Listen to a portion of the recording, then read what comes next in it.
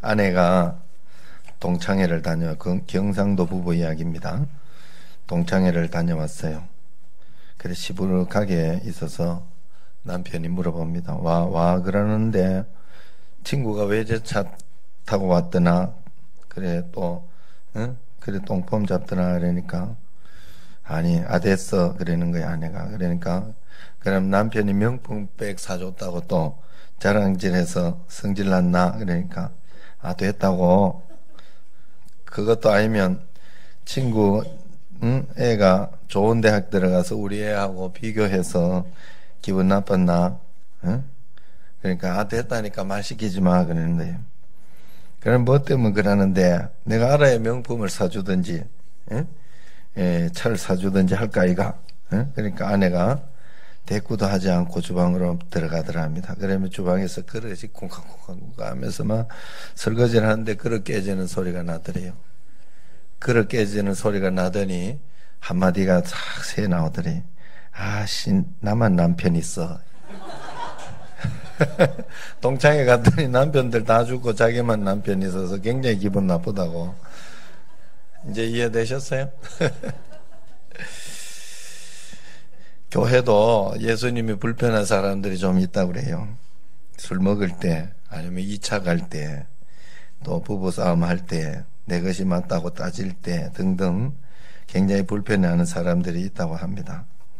우리는 주님이 우리 안에 오셔서 계신 것이 불편한 것이 아니라 주님이 계신 것이 굉장한 축복인 줄로 믿습니다. 그것이 내게 큰 행복이 될 줄로 믿습니다.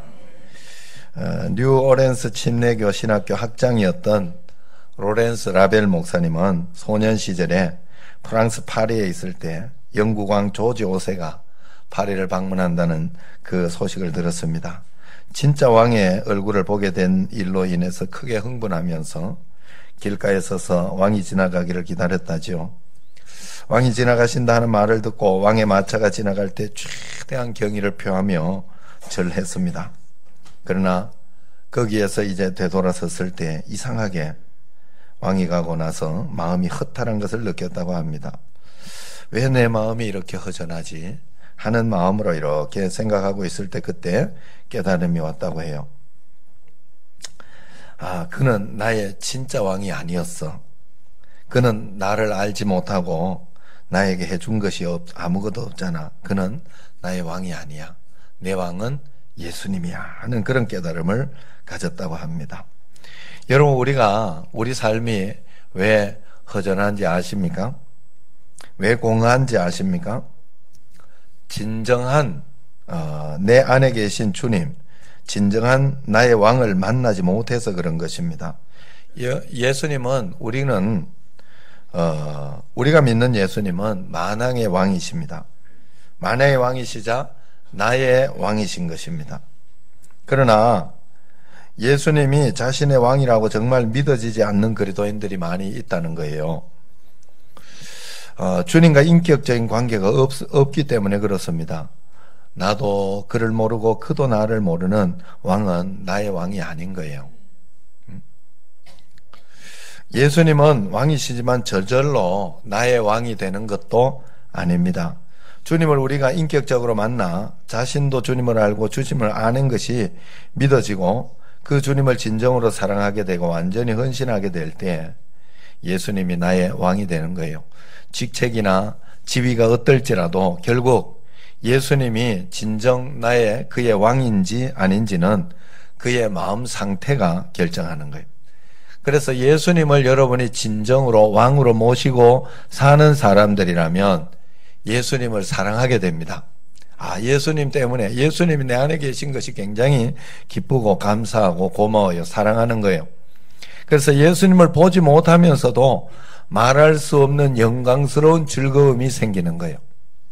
기도하고 하나님 말씀 보고 주님 앞에 내 안에 예수님 계신 걸 생각하고 믿음으로 살아갈 때 우리는 가슴이 뛰고 행복한 그것이 있는 그게 예수님을 왕으로 모신 증거예요.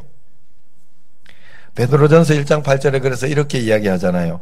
예수를 너희가 보지 못하였으나 사랑하는도다. 이제도 보지 못하나 믿고 믿음으로 말이에요. 말할 수 없는 영광스러운 즐거움으로 기뻐하니 믿음의 결국 곧 영혼의 구원을 받음이라.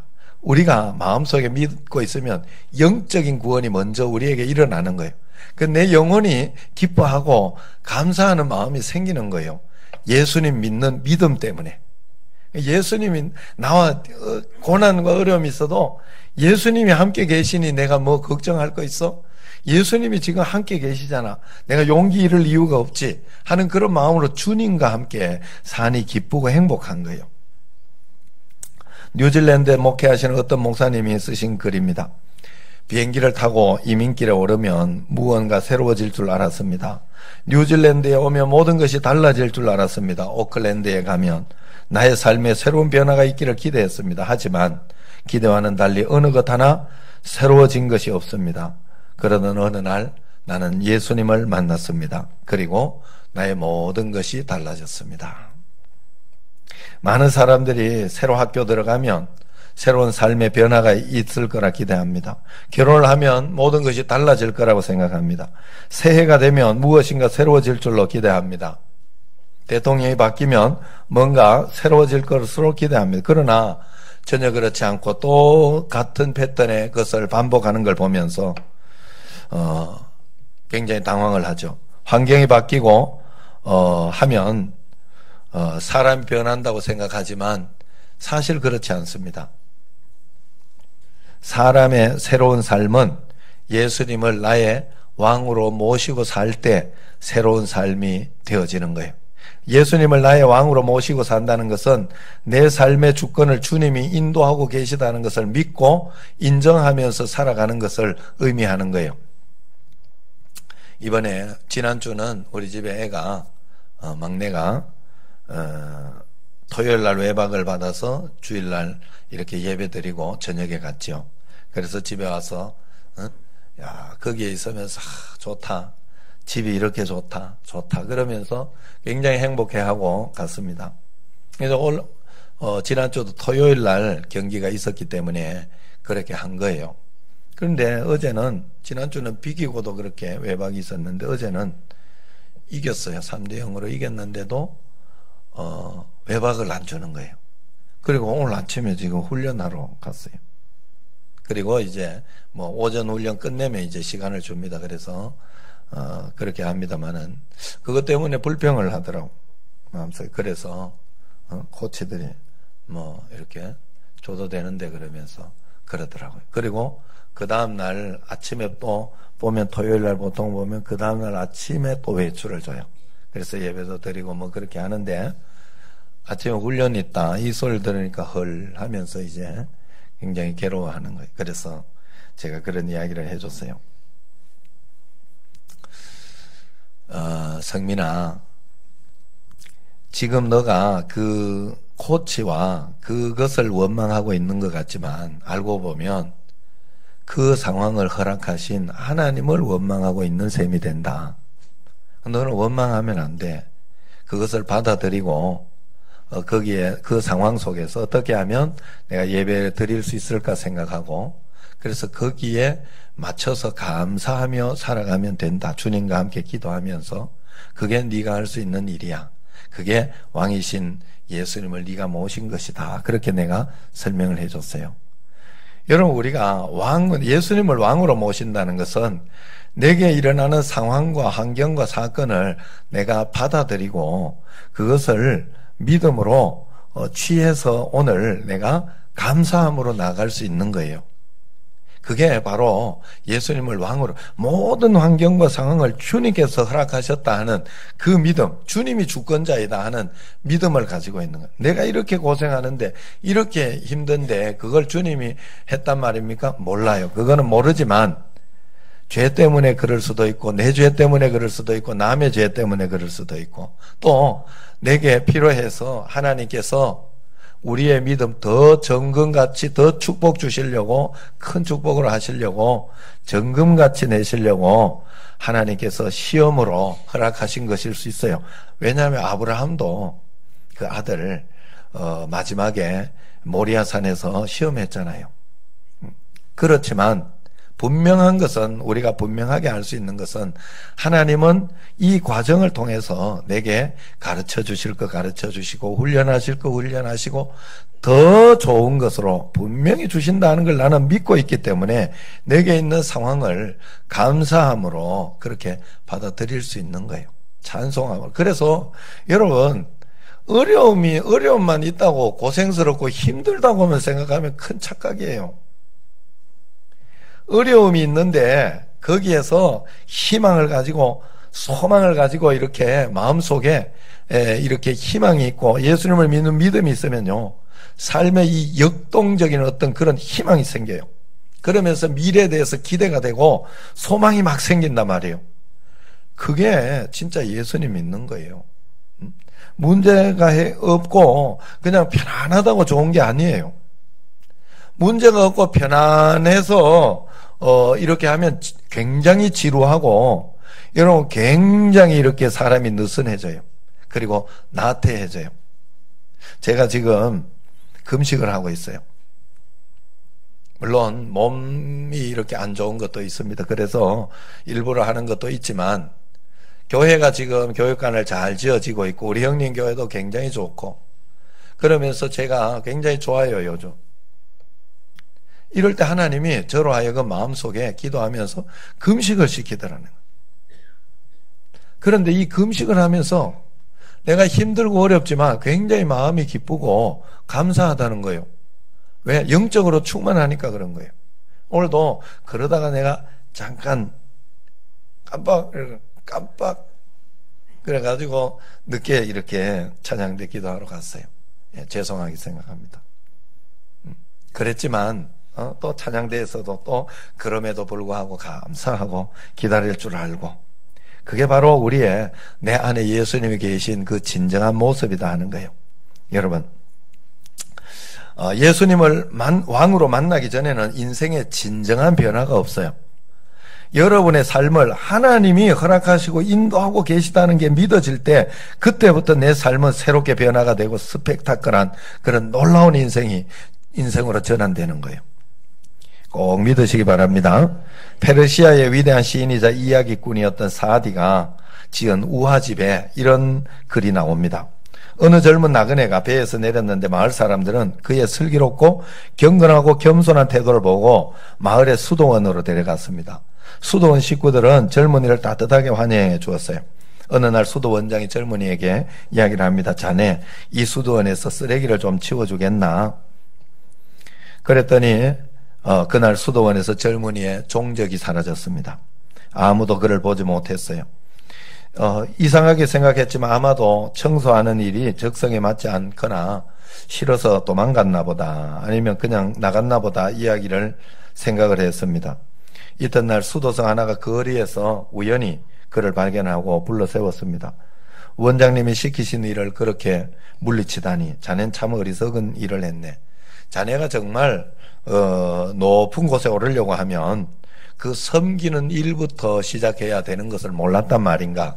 청소는 그래서 시켰다는 것을 모른단 말인가?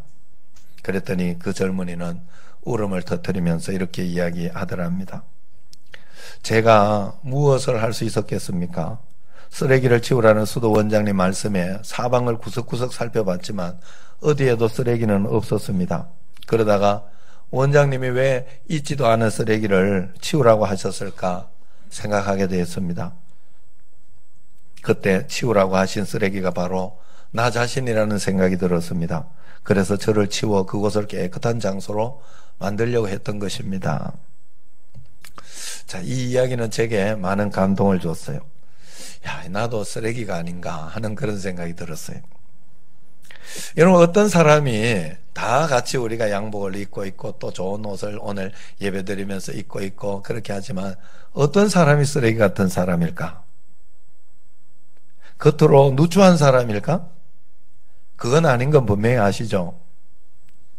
마음에 쓰레기가 있으면 쓰레기 같은 사람이겠죠. 마음에 쓰레기로 가득 차 있으면 그게 쓰레기 같은 사람이죠. 요한복음 13장 2절을 보면 마귀는 가롯 유다에게 예수님을 팔 생각을 넣어줬어요. 마귀가 벌써 시몬의 아들 가룟 유다의 마음에 예수를 팔려는 생각을 넣었더니 13장 2절 가룟 유다는 상상도 못한 일이었죠. 그런데 마귀가 그 가룟 유다의 생각을 점령해 버렸어요. 이것을 우리는 분별할 줄 알아야 된다 하는 거예요. 가룟 유다는 이 마귀의 마음과 생각을 분별하지 못했던 거예요.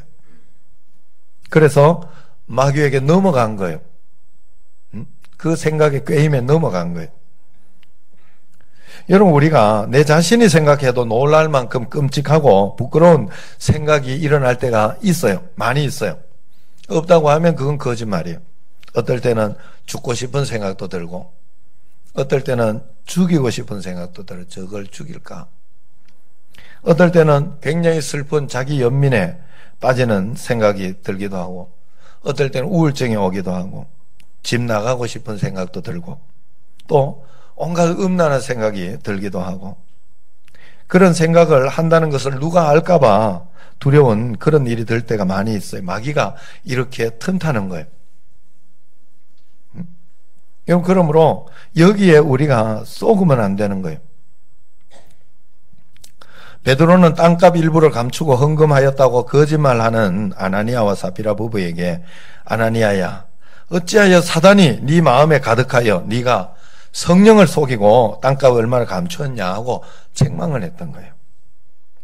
아나니아는 사단이 주는 생각을 분별하지 못하고 사단이 주는 생각을 품은 것입니다. 주님은 어찌 당시 가장 거룩한 바리새인들에게 독사의 자식들아 그렇게 책망을 했을까요? 그 마음을 보셨기 때문에 그래요. 겉으로는 잘하는 것 같은데 속마음이 너무 썩어 있는 것을 본 거예요. 그래서 요한복음 5장 42절에 하나님을 사랑하는 것이 너희 속에 없음을 내가 봤다, 그렇게 이야기합니다. 그래서 우리는 무엇보다 더욱 마음 지키는 일을 잘해야 돼요.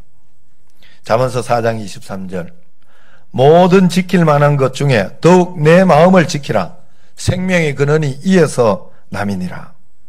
마음에 온갖 쓰레기 같은 생각, 악한 생각, 독이 되는 생각을 품고 사는 사람은 그가 속한 공동체에서 쓰레기 같은 삶을 살 수밖에 없는 거예요.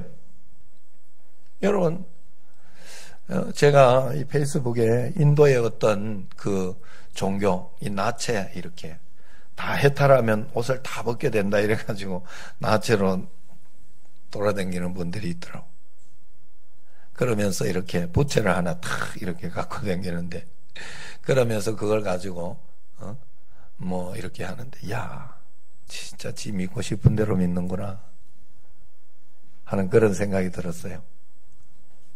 요가나 뭐 이런 걸 보면 인도 가면 온갖 잡신이 굉장히 많잖아요.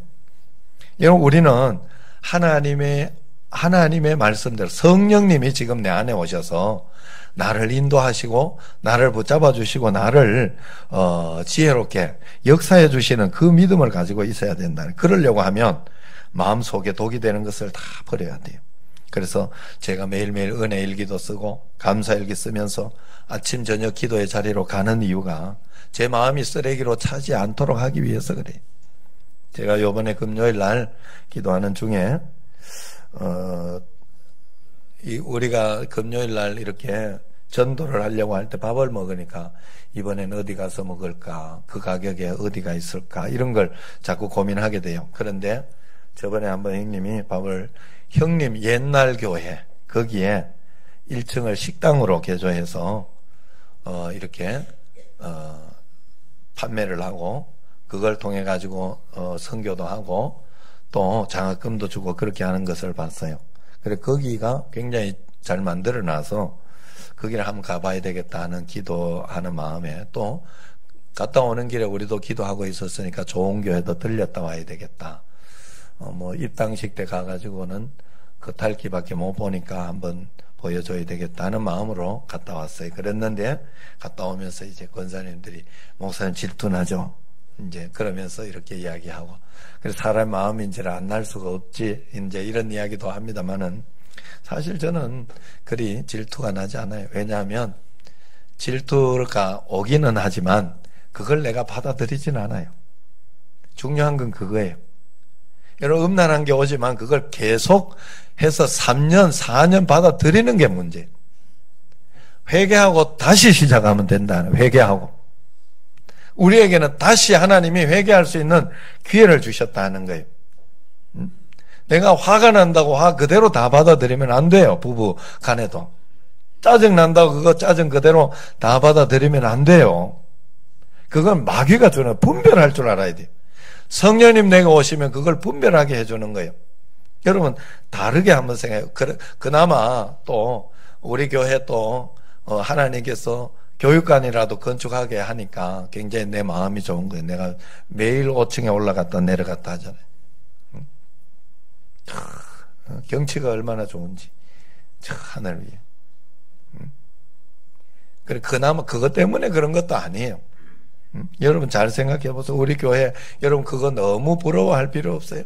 우리 청신제일교회 여기에 있는 성도들 그리고 하나하나 아름다워져가는 그 사실 꽃들을 봐도요. 여러분 크고 막 화려한 꽃도 좋지만 사실 이렇게 풀밭에 가면 자잔한 자그마한 꽃들이 쫙 피어 있는 걸 보면 굉장히 아름다워요. 우리 청신제일교회는 크고 화려하지는 않지만 하나님 말씀으로 살아가려고 하고 말씀으로 순종하려고 하는 아름다운 마음들이 찬양대도 막 굉장히 잘하고 막 그런 사람은 없지만 이렇게 하나가 되어서 지휘자와 하나 되어서 오밀조밀하게 이렇게 재미있게 그리고 멋있게 그래서 지금 좋게 만들어내고 있잖아요. 찬양도. 그러니까 그런 어떤 것에 굉장히 행복하고 주님이 나와 함께 계신 것에 감사하고 그런 거예요. 여러분 거기에 그 교회가 화려하고 좋아 보이지만 거기 이면에는 여러분 그 교회 여러분 우리는 여기 지금 교육관 건축하면서 헌금 강요나 이런 거 안 하잖아요. 편안하게 여러분 가만 보고 있잖아 지금. 예? 특별히 이때 막 헌금 하시는 분 못 봤어요, 내가. 예. 건축 헌금 작정한 것도 다 안 하시고 이런 분도 있는 거 내가 알고 있어요. 그렇지만 여러분 우리 교회처럼 이렇게 편안하고 좋고 하나님께 가면 그러면서 또 영광스러운 일들이 많이 만들어지고 자원하여 자발적으로 하나님 앞에 이렇게 하게 하니 이 박영전 목사가 굉장히 좋은 사람이에요. 박요셉 목사만 위대하게 보면 안 돼요. 여러분 제가 여기에서 이렇게 예배 드리면서 찬송가 잘 부르는 걸 여러분 감사한 적 있어요? 박영준 목사가 찬송가 하나 잘 부르는 거 감사해야 돼요. 어떤 교회 목사님은 굉장히 소리가 크고 박자도 못 맞추는 분도 있어요. 그러니까 여러분 마음에 쓰레기가 채워지지 않도록 우리가 정신을 바짝 차려야 돼요. 우리가 두려운 일은 정말 두려운 일, 오늘 종교개혁주의 정말 두려운 일은 율법주의 신앙에 빠지는 거예요. 결국 이 카톨릭이 율법주의에 빠져버렸기 때문에 종교개혁이 시작된 거예요. 오늘날 우리 교회도 율법주의에 빠지기 시작하면 구원파적인 어떤 그런 신앙이 되어버립니다. 그래서 율법주의는 한마디로 내가 겉으로 보이는 어떤 그런 것에 치중하면서 겉으로 보이는 것만 잘 지키면 속으로도 잘한 것 같이 그렇게 생각하는 것이 율법주의예요. 복음은 그렇지 않아요. 복음은 내 안에 계신 주님과 진심으로 믿음으로 살아내는 거예요. 하나님 말씀대로 산다는 것은 율법과 복음이 똑같아요. 이건 잘 아셔야 돼요. 율법도 어차피 내 부모를 공경하고 남을 미워하지 않고 사랑하고 또 이렇게 또 구제하고 예배 잘 드리고 하는 게 이게 율법이에요. 복음도 마찬가지예요. 복음도 어차피 복음 굉장히 복음적이 되면 예배 잘 드리게 돼 있어요. 남 용서하고 사랑하고 또 구제 많이 하고 선교하고 그러게 돼 있어요. 봉사 많이 하고. 복음적인데 그렇지 않고 나는 그렇다 하면 그거 잘 살펴봐야 돼요. 우리는 교회 모이는 교회를 여러분 하나님께서 모이라고 했기 때문에 여기에서는 봉사가 있어야 되고 헌신이 있어야 되고 그래야 하나님과 함께 뭔가 하는 게 되는 거예요. 그래서 똑같은 어떤 그런 것이 있으나 율법주의와 복음이 다른 것은 율법은 열심과 충성만 강조해요. 그래서 죽을 때까지 열심과 충성을 다하지만 만족과 해결함이 없어요. 그래서 열심과 충성으로는 하나님의 말씀을 온전하게 지킬 수 없어요. 지키다 참다가 못 참는 거예요. 예수님 믿는 사람은 예수님으로 참아내고 또 실패하고 또 참아내고 실패하다가 결국 이기는 사람이에요. 여러분 그게 달라요. 그 복음적인 신앙에는 감사와 사랑이 들어있어요.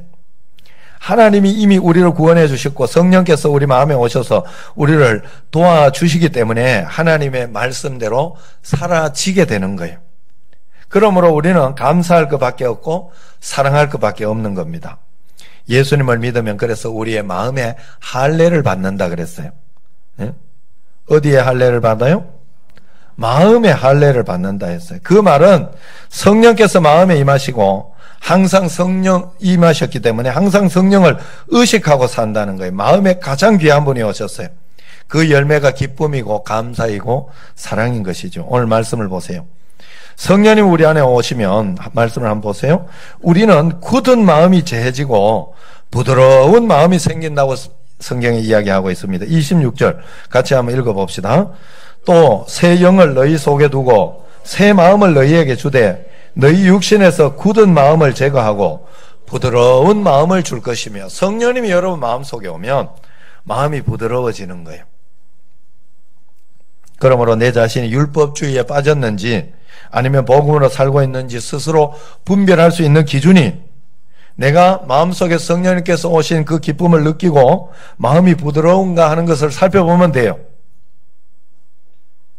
내 마음에 기쁨과 감사와 사랑이 있으면 은혜 생활하는 거예요. 그러나 마음이 딱딱하게 굳어있고 삐딱하게 또 남을 비판하고 두려움과 염려, 걱정이 근심이 늘 차있고 화가 나고 늘 화가 나고 그러면 율법주의에 빠져 있는 거예요.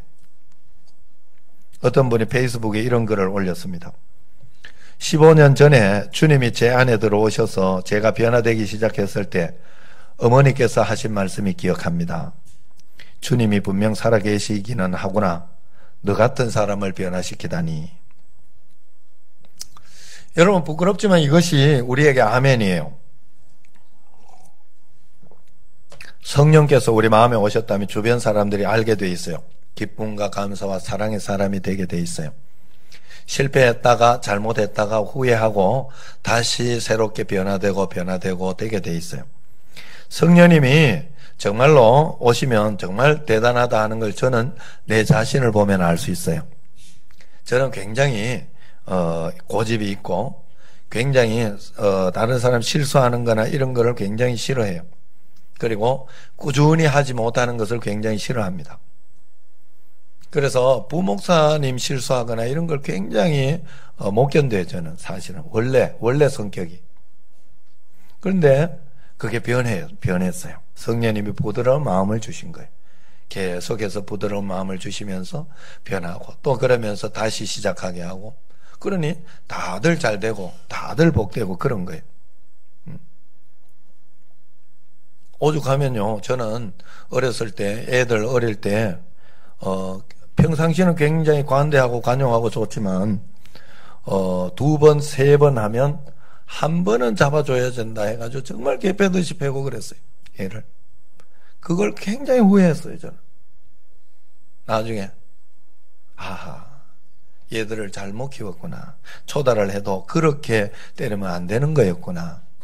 그래서 그 다음부터는 내가 깨닫고 나서 그 다음부터 마음속에 주님 앞에 그러면서 그 다음부터는 자기 나이대로 손바닥을 내가 차로 때렸어요.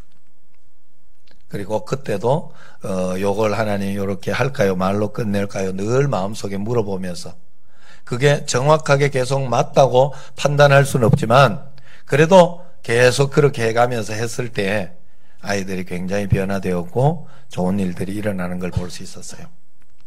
여러분, 내 자신이 이렇게 변한 걸 보면 분명히 하나님은 살아계셔요. 여러분, 그리스도인들 중에 신앙이 성숙하지 못하면 쓸데없는 것을 많이 자랑합니다. 교단을 자랑하기도 하고 정통신앙을 자랑하기도 해요. 저도 교단을 자꾸 이야기하기도 하고 뭐 그렇게 하는 건 우리 교회, 우리 교단이 굉장히 큰 교단이요. 또 이 교단, 우리 교회가 이단이나 그런 것과는 상관이 없다. 굉장히 정통적인 교단에 내가 정통적인 교육을 받고 왔으니 걱정하지 말라는 의미지 자랑하는 건 아니에요. 사실. 여러분 그래서 여러분 우리가 성숙하지 못한 은사를 자랑하고 또 담임 목사 어디 이렇게 박사학위 받았다 자랑하고 저도 받았어요. 하나님 기적이 많이 일어난다고 자랑하고 예배당 크다고 자랑하고 그런 거예요. 그건 자랑할 게 아니에요.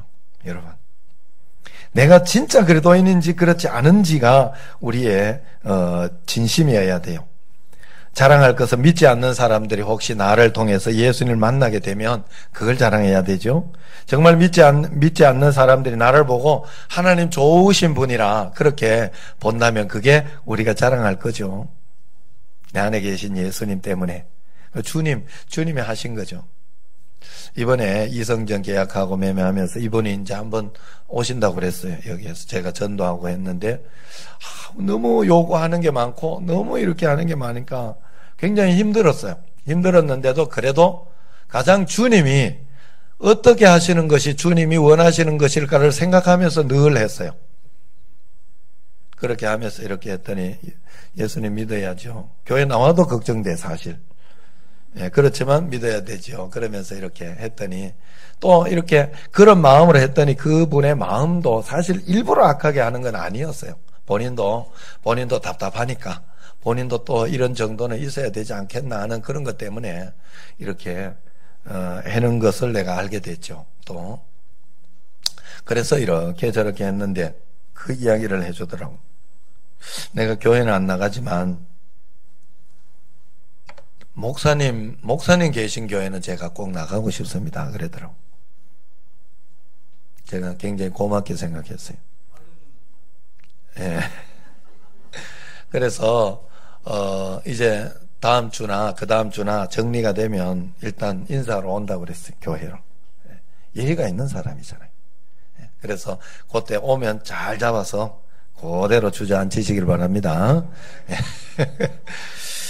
그래서 여러분 우리가 하나님 앞에 그런 마음, 유대인들의 문제는 율법을 잘 지켰는데 열심히 신앙생활 교회는 나왔는데 그들을 보면서 이방인들이 하나님이 좋으신 분인 줄을 몰랐다는 거예요. 하나님의 영광이 나타나기는커녕 그들을 통해서 하나님이 싫어지게 만들었다는 거예요. 그래서 로마서 2장 24절에 그렇게 기록하고 있죠. 너희 때문에 하나님의 이름이 이방 사람들 가운데 모독을 받고 있다. 여러분 한국 교회가 이런 심각한 문제에 빠져 있어요. 예수님을 열심히 믿으면 믿을수록 더 무서운 사람이 되고 더 교회 분위기는 험악해지는 그런 현상. 교인들끼리 서로 비판하고 비난하고 자기 자랑 많이 하고 과시하고 내세우려는 현상. 예수님은 우리가 이렇게 하라고 십자가에 못 박혀 죽으신 것이 아닙니다. 우리는 예수님 믿을 때 마음에 할례를 받은 사람이에요.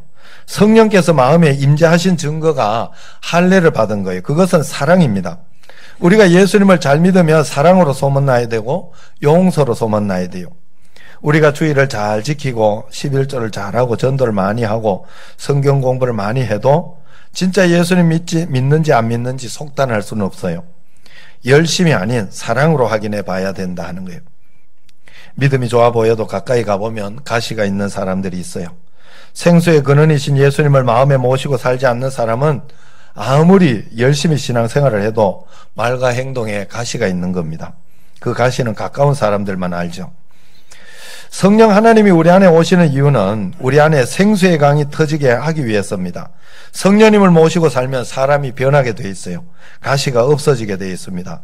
이것이 율법주의에서 벗어난 성도의 축복이라 하는 거예요. 오늘 종교개혁 기념주일이에요. 저는 여러분이 율법주의 함정에 빠지지 않기를 소원합니다. 모든 분들이 감사하고 사랑만 하며 기뻐하며 살기를 원합니다. 그렇지만 감사와 사랑조차도 내 힘과 내 능력으로 하려고 하면 그런 함정에 빠지지 마시기 바랍니다. 왜 우리가 감사가 되지 않고, 왜 주님이 찬양이 되지 않고 내가 화만 나고 왜 내 짜증이 나는가? 그걸 인도에 있는 목사님이 이렇게 말씀하셨어요. 사무 목사님이 이렇게 사미르 쿠마르 목사님인가? 그 목사님이 이렇게 말씀했어요. 저는 그 말에 공감해요. 왜 그렇게 안 되는가? 기도하지 않기 때문이라 그래요. 기도하면 그것이 가능해진다는 거예요. 이겨내게 된다는 거예요. 기도하지 않으면 내 힘으로 하려고 하니까 절대 이길 수 없다는 거예요. 아무리 감사하고 싶어도 감사가 안 되는 거예요. 어떤 어려움이 있어도 기도하는 사람은 감사로 이겨낼 수 있는 거예요. 그런데 기도하지 않으면 그게 안 되는 거예요. 여러분, 어떻게 감사와 사랑으로 살 수 있는지 답하십니까? 감사와 사랑은 성령님이 하시는 일이에요.